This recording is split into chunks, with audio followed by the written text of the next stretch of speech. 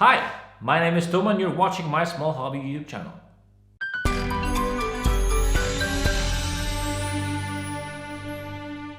Hi guys, my name is Tom and today we're going to be taking a look at TAKOM's release of the Lun-Class Ekranoplan.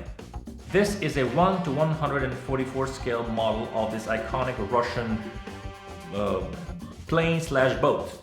Ekranoplanes are not that common in the scale modeling world, so that's why I decided to include them in this particular review. It is reasonably detailed. You can have sort of cockpit elements, but everything is small. If this aircraft would be in 1/72nd scale, it would be huge. So it makes sense that they would shrink it down to 144 scale. This model doesn't really offer any unique features per se, but it is a unique aircraft, so that alone should make it interesting. So let's just take a look inside the box and you'll get the idea. Hello and welcome if you have just joined me, and welcome to my small hobby YouTube channel. This is a Lun-Class Ekranoplan from TAKOM in 144th scale. It's around 60 euros depending on where you live, and it's a new release. Now the Ekranoplan is a really unique aircraft that is basically a cross between a boat and an aircraft. Well, it's a flying boat, some say. But anyway, it's a new release and it's pretty beautiful, to be honest.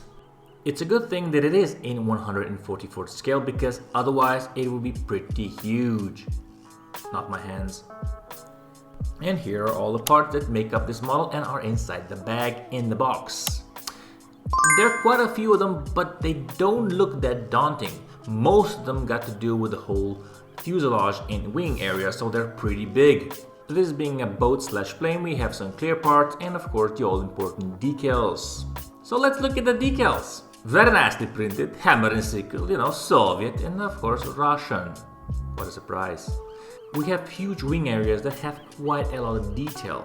Well, by detail I do refer to the panel lines and panel gaps, which on a 144th scale model seem a little bit out of place, but I think that the artistic liberties are well justified, otherwise this model would look pretty boring without them.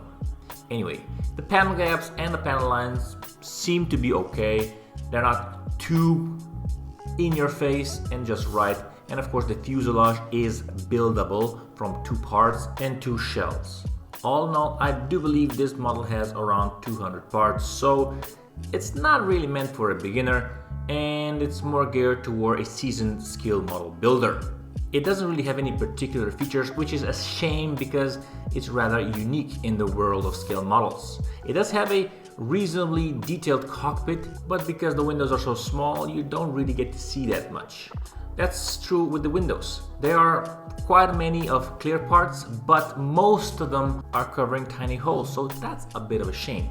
As for the manual, I think it's pretty on spot. It is well designed and laid out.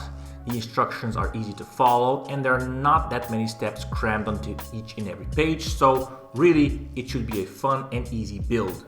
On the last page we see advertising and paint scheme. Thank you so very much for watching. If you haven't, thank you for liking, commenting, sharing and subscribing, and I'll see you soon in the next one.